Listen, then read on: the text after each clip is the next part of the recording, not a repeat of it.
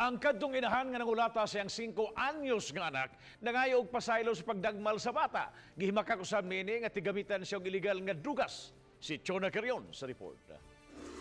Tulog ituntay man ako. Grabing pagmahay sa 29 anyos nga inahan sa pagdagmal sa iyang anak babae ni adtong Sabado.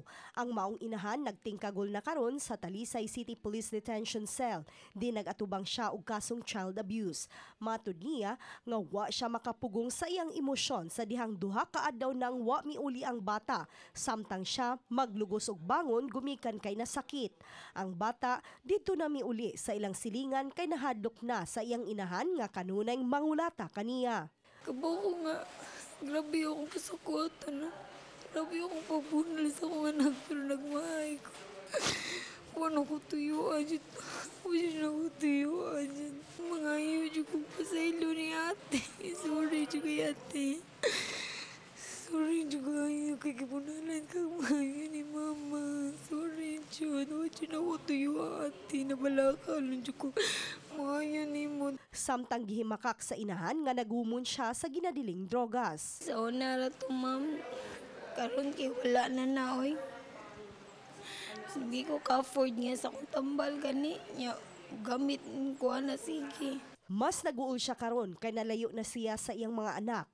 Wa pay mabisita nga mga igsuon o iyang ginikanan diha sa prisuhan. Mani, ay taon ko ninyo, ma. Huwag yun yan ako din, mama. Bisa-usa na dalang ninyo sigitan. Kaya huwag kong saman gani. Mapriso mo gani kung makakita lang ko sa kong anak. Loy mo na ako, pakiloy ko ninyo. Dalawasit ko ninyo dariba. Samtang gipahibaw ni Filipa Solana, ang hepe sa City Social Welfare and Development Office sa Talisay City, nga ang maong inahan gipaubos na sa medical ug psychiatric examination.